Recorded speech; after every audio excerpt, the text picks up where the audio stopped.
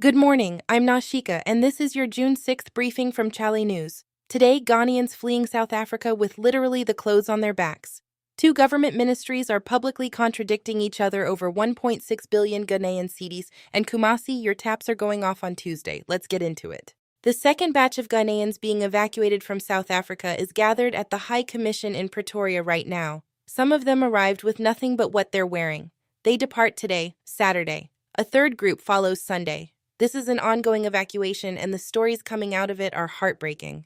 On the agriculture budget, this one stinks. Finance Ministry says it released over 1.6 billion Ghanaian cedis to MoFA this year. MoFA's own budget documents cap actual spending at 453 million Ghanaian cedis for the first half. Those two numbers cannot both be true, and with food prices already biting, the public deserves a straight answer. Full breakdown on chale.news. Kumasi, urgent heads up. Ghana Water Limited is shutting down the Barraquis treatment plant for emergency repairs starting 6 a.m. Tuesday, June 9. The whole KMA and surrounding municipalities will be without water for 48 hours. Stock up before Monday night and please share this with family. The anti-LGBTQ plus bill fallout keeps building. Communications Minister Sam George argued this week that homosexuality should still be classified as a mental illness, a position global medicine dropped in 1973. Transgender activist Angel Maxine pushed back hard, calling it misinformation. The science has been settled for 50 years, yet here we are.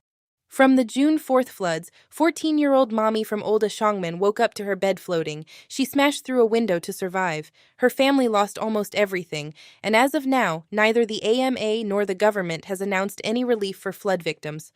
Let that sink in. Mona Montrage, Hajia Bintu, is among 32 Ghanaians named in a U.S. Homeland Security worst of the worst criminal database, linked to fraud, human trafficking, and money laundering.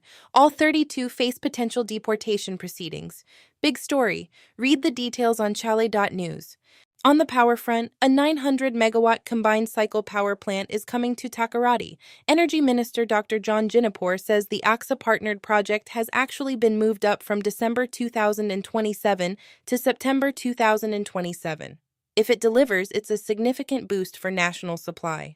Catholic Relief Services has completed a 5-day counter-extremism training in Tamale, and organizers are explicitly saying northern Ghana is increasingly at risk of violent extremism. Security agencies, civil society, civilians all in the room. The government has yet to publicly respond.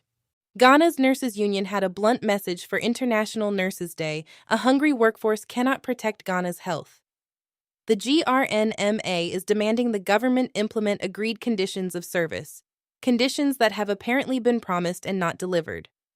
Unilever Ghana posted a 65% profit jump, 96 million Ghanaian cedis in 2025, and shareholders walked away with 62.5 million Ghanaian cedis in dividends. One of their biggest payouts in years. Solid performance in a tough climate. Styrofoam takeaway containers banned from January 1, 2027. The EPA made it official on World Environment Day. Youth group GAYO supports it but says affordable alternatives must be ready first, or small food vendors will bear the cost. Fair point. GFA President Kurt Okraku says Ghana will win the 2026 World Cup. Opta's model gives the Black Stars a 0.2% chance. Chale, the man believes. Social media does not. Better news from the women's game. The Black Queens hammered Ampem Darkoa 4-0 in a WAFCON warm-up at the Accra Sports Stadium.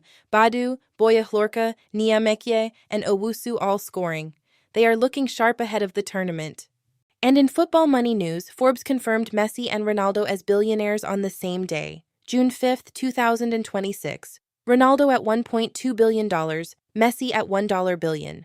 First time in sports history, two active athletes have crossed that line simultaneously. Bechem United is sending young players to Italy in August for trials before European scouts, a legal, structured route to professional football. Trips to Dubai and Saudi Arabia also planned. This is what a real pathway looks like. That's your June 6th morning brief. Every story we covered today with full context and analysis is waiting for you at chale.news. Have a good Friday and stay informed.